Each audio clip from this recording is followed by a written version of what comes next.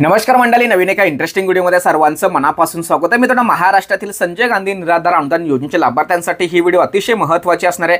कारण मित्रांनो, या व्हिडिओमध्ये निराधार बांधवांसाठी, दिव्यांग बांधवांसाठी एक नवीन योजना राज्य सरकारच्या माध्यमातून सुरू केली जाणार आहे आणि या संदर्भात लवकरच शासन निर्णय जाहीर केला जाणार आहे. ती योजना कोणती, त्या योजनेचा लाभ कोणत्या निराधारांना होणार किंवा त्या योजनेच्या माध्यमातून तुम्हाला नेमका फायदा काय, याविषयी A to Z माहिती या व्हिडिओमध्ये जाणून घेणार आहोत. परंतु मित्रांनो, राज्य सरकारच्या माध्यमातून जुलै महिन्याचा हप्ता राज्यातील सर्व निराधार बांधवांच्या खात्यामध्ये जमा केलेला आहे. काही लाभार्थ्यांच्या खात्यामध्ये 1-2 दिवसामध्ये जमा होईल, परंतु ज्या लाभार्थ्यांच्या खात्यामध्ये पैसे जमा झाले नाही किंवा 1-2 दिवसामध्ये सुद्धा जमा जर झाले नाही तर त्यांच्या योजनेच्या संदर्भात या ठिकाणी प्रश्नचिन्ह निर्माण होतोय. कारण मित्रांनो, तुम्ही असंही म्हणाल की सर, आम्ही DBT ॲक्टिव्ह केलेली आहे, OTP व्हेरिफिकेशन, KYC वगैरे सगळ्या गोष्टी केलेल्या आहेत, कागदपत्र आम्ही सुद्धा जमा केले आहेत, तरीसुद्धा तुम्हाला जुलै महिन्याचा हप्ता जमा झाला नसेल तर मात्र तुम्हाला या ठिकाणी या योजनेच्या संदर्भात वेगळी माहिती घेणं खूप गरजेचं आहे. एक लक्षात ठेवा, ऑक्टोबर-नोव्हेंबरपासून हे पैसे लाभार्थ्यांच्या खात्यामध्ये DBTच्या माध्यमातून जमा होतात. परंतु तुमची KYC वगैरे किंवा OTP व्हेरिफिकेशन किंवा DBT ॲक्टिव्ह लेट झाली असेल तर त्या महिन्यापासून तुम्हाला पैसे खात्यामध्ये जमा होतात. महाराष्ट्रातील अनेक लाभार्थी असे आहेत की त्यांनी DBT ॲक्टिव्ह केल्यानंतर त्यांना पुढच्या महिन्यामध्ये लगेचच हे खात्यात पैसे जमा झालेले आहेत. परंतु तरीसुद्धा तुम्ही सगळ्या गोष्टी केल्या आहेत, परंतु तरीसुद्धा तुम्हाला पैसे येत नसतील तर मात्र काय केलं पाहिजे याविषयी आपण डिटेलमध्ये एक वेगळी व्हिडिओ बनवणार आहोत. तेही व्हिडिओ तुमच्यापर्यंत नक्की मी शेअर करणार आहे. कारण मित्रांनो, तुम्हाला सुद्धा या योजनेचे पैसे मिळावे असा उद्देश आपला असतो आणि त्यासाठी आपण सर्वजण एकत्र मिळून काम करूया. नेमकं अडलंय काय आहे तुमच्या तालुक्यामध्ये, तुमच्या जिल्ह्यामध्ये, या योजनेविषयी वेगळी काही कागदपत्र किंवा वेगळी काही प्रोसेस आहे का, याविषयी इत्थंभूत माहिती घेऊन आपण त्यावरती काम करणार. नक्कीच तुम्हाला या पैसे मिळतील यासाठी मी स्वतः प्रयत्न करणार. आजचा योजनेचा विषय असा आहे की दिव्यांग बांधवांसाठी राज्य सरकारच्या माध्यमातून अंत्योदय योजना ही सुरू केली जाणार आहे. बच्चूभाऊ कडू यांच्या माध्यमातून याविषयी मागणी केली गेली होती की बाबा दिव्यांग बांधवांना एक वेगळं आरक्षण किंवा वेगळं स्वतंत्र योजना सुरू करावी आणि त्या योजनेच्या माध्यमातून दिव्यांग बांधवांना धान्य मिळालं पाहिजे, वेगळं रेशन कार्ड मिळालं पाहिजे. उपोषणाची जी मागण्या होत्या उपोषणामध्ये, त्यामध्ये दुसरी अतिशय महत्त्वाची मागणी ही होती आणि या मागणीविषयी सुद्धा बच्चूभाऊ कडू यांच्या माध्यमातून 3 तारखेला राज्य सरकारच्या माध्यमातून जी मीटिंग झाली, जी सभा झाली, बैठक झाली, त्या बैठकीमध्ये या योजनेला होकार मिळाला आहे. लवकरच या योजनेसंदर्भात शासन निर्णय निघणार आहे. येणाऱ्या अधिवेशनामध्ये, आता जो अधिवेशन सुरू आहे त्या अधिवेशनामध्ये 1-2 दिवसामध्ये याविषयी राज्य सरकारच्या माध्यमातून घोषणा केली जाणार आहे आणि लवकरच ही योजना निराधार बांधवांसाठी खुली केली जाणार आहे. जे संजय गांधी निराधार अनुदान योजनेचे लाभार्थी आहेत त्यांना या योजनेचा लाभ मिळतो, परंतु दिव्यांग बांधवांच्या बाबतीत तसं होताना दिसत नाही.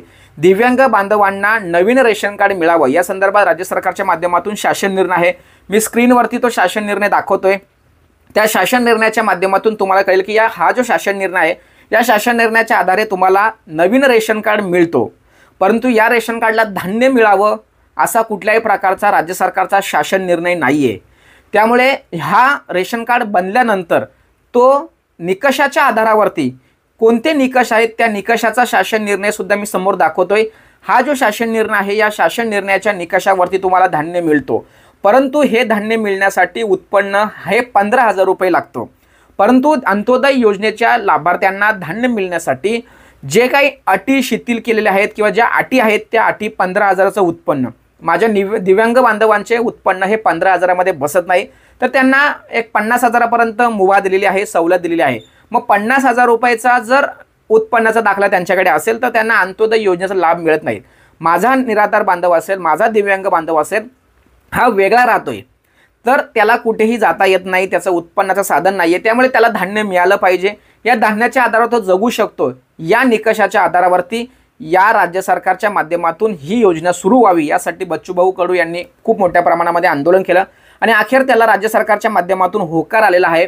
आणि हे जे अंत्योदय अन्न योजना आहे, या अंत्योदय योजनेसाठी दिव्यांग बांधवांसाठी सेपरेट शासन निर्णय जाहीर होणार आणि जे बाकीचे जे निकष आहेत, उत्पन्नाचा दाखला वगैरे, ह्या सगळ्या गोष्टी या निकषाला बाजूला ठेवून सरसकट, बघा मी काय म्हणतोय, सरसकट दिव्यांग बांधवांना अंत्योदय योजनेचा लाभ मिळणार आहे. या अंत्योदय योजनेसाठी तुम्हाला कागदपत्र काय लागणार आहेत, तर तुमचं जे प्रमाणपत्र आहे, दिव्यांगाचं प्रमाणपत्र, ते असणार आहे आणि तुमच्याकडे या अगोदर सेपरेट रेशन कार्ड असणं खूप गरजेचं आहे. जर समजा तुम्हाला या योजनेचा लाभ घ्यायचा असेल तर तुम्हाला इष्टांगाचा विचार करायची गरज नाही, कारण माझ्या दिव्यांग बांधवांनी ज्यावेळेस धान्याची मागणी जेव्हा करतात त्यावेळेस तहसील कार्यालयामधून इष्टांग संपला, इष्टांग कमी असं सांगितलं होतं. परंतु अंत्योदय योजना ज्यावेळेस सुरू होणार, शासन निर्णय येणार, त्यावेळेस इष्टांग कमी आहे वगैरे ह्या सगळ्या गोष्टी बाजूला राहतील. सरसकट त्यांना धान्य मिळणार.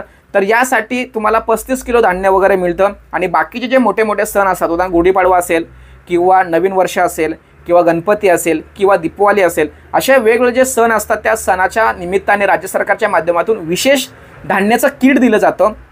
ते धान्याचं किटसुद्धा यांना सहज पद्धतीने मिळणार आहे. अशा पद्धतीने राज्य सरकारच्या माध्यमातून ही अतिशय महत्त्वाची योजना 1-2 महिन्यामध्ये चालू होणार आहे. या संदर्भात शासन निर्णय निघणार, या संदर्भात अधिवेशनामध्ये घोषणा केली जाणार. आणि ही दिव्यांगांसाठी अतिशय महत्त्वाची योजना असणार आहे, कारण दिव्यांग बांधवांसाठी स्वतंत्र रेशन कार्ड सुविधा उपलब्ध करून दिलेली आहे.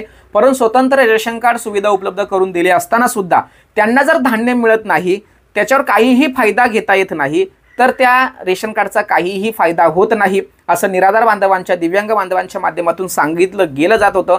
आणि त्याचा विचार करून बच्चूभाऊ कडू यांनी ही योजना राज्य सरकारच्या माध्यमातून होकार करून घेतलेली आहे. 100% या योजना लाभार्थ्यांच्यापर्यंत पोहोचणार. 100% याला शासन निर्णय निघणार, काळजी करायचं कारण नाहीये.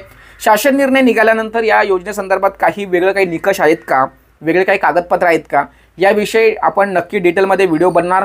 त्याचबरोबर प्रत्येक तालुक्यामध्ये माझ्या दिव्यांग बांधवांना या योजनेचा लाभ कसा मिळणार यासाठी आपण डे टू डे अपडेट देणार आणि सविस्तर व्हिडिओ बनवणार.